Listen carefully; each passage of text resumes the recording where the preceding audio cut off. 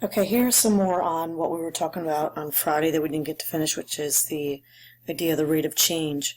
Remember that anytime we think of derivative, it's instant rate of change or slope of a tangent line. So here's an example of where we'll use that idea a lot. And if we start with a position function, sorry, I got this writing on here. If we start with a position function, we can use a position function to find what we're going to call velocity and acceleration by taking a first and second derivative. Now, we'll talk about this more later after we talk about higher order derivatives. But for now, we're just going to talk about the first derivative of position is always going to give us our what we call our velocity function.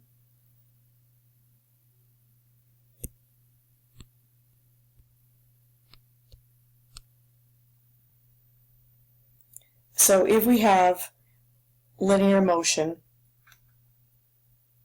described as follows,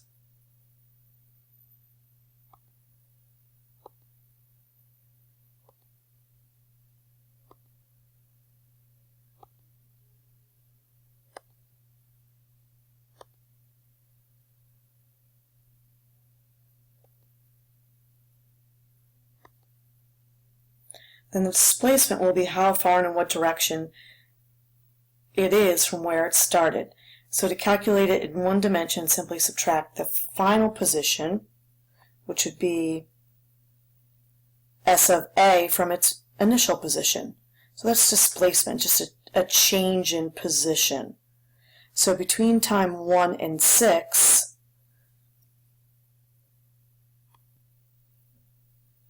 displacement would be position at time 6 minus position at time 1, which would be at time 6 it's at -4, and at 1 it's at 2, so its overall displacement would be -6. Now remember, average velocity, average rate of change, is just our traditional slope that we've been finding since pre-algebra. So the average velocity between times 2 and 5 would be position at time 2 and 5. So we're looking at, here's at time 2, and here's at time 5. So it would basically be the slope of the line that would go through those 2 points. So S of 5 minus S of 2, change in y values over change in x values, which would be a -2. And if you look at that line, it's a negative slope line down to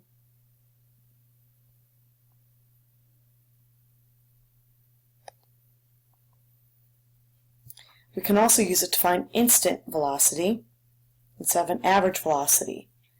It would be at a single time.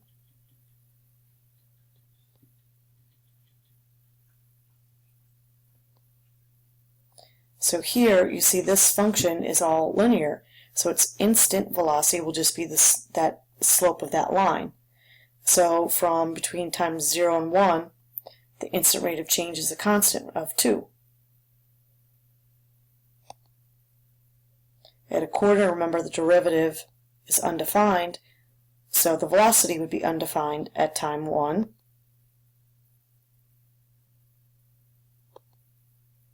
Between times 1 and 3, velocity is 0.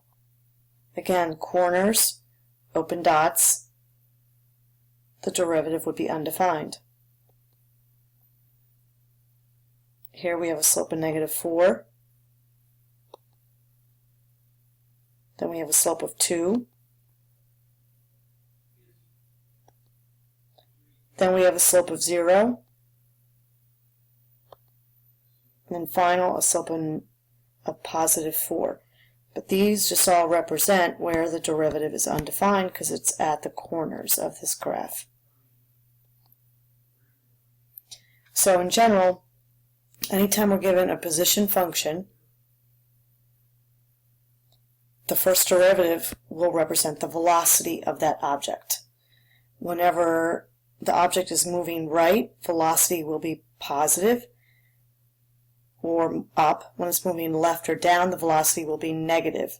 When it's staying still or changing directions, in other words, it's not moving either direction, the velocity is 0. Speed is the absolute value of velocity. So here's an example 1. Position of a particle moving left to right with respect to an origin is graphed below. Complete the following. Find the average velocity between time 1 and 4. So here we have time 1, here we have time 4. So average velocity is slope.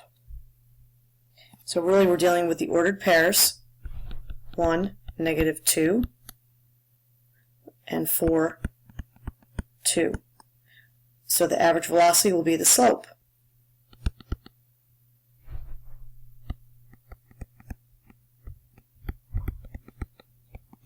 Which would be 4/3, which would represent the slope of that secant line. Graph the particle's velocity where it exists. Well, the velocity would be the derivative of each of these, basically sections. So between times 0 and 1, this is a constant. This velocity here would be, let's see, it's going down 4 and over 1, so this will be -4.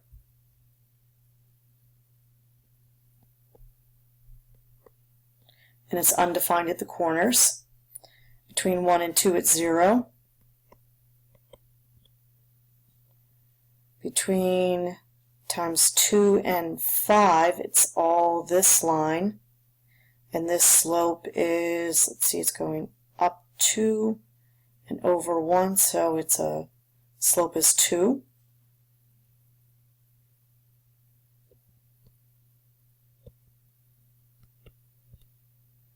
And then between t equals 5 and 7, slope is 0. So that would be the particle's velocity. The motion here, since the velocity is negative, it would be moving left. Here it's standing still. Here it's moving right. And here it is standing still. Now, if instead we're given an equation for a particle's position, if we need to find the velocity, we need to find the first derivative.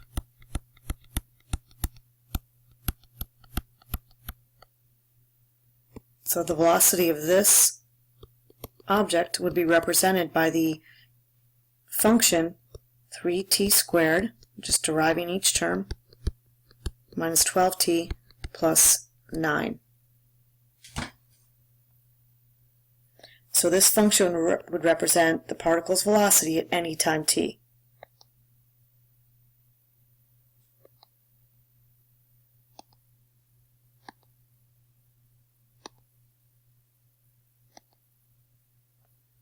So if I now need the velocity after 2 seconds, I just evaluate that velocity function, substituting 2 in for t. And we get -3. Since it's negative, we know it's moving left. And that would be units of meters per second. The speed is just the absolute value of the velocity,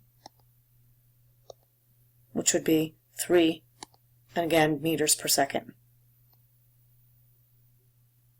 When is it at rest? It's at rest when the velocity is 0. So we set our velocity equation equals 0, and we need to solve it. So we'd factor out the 3, and we'd see that it would occur at 1 second and 3 seconds.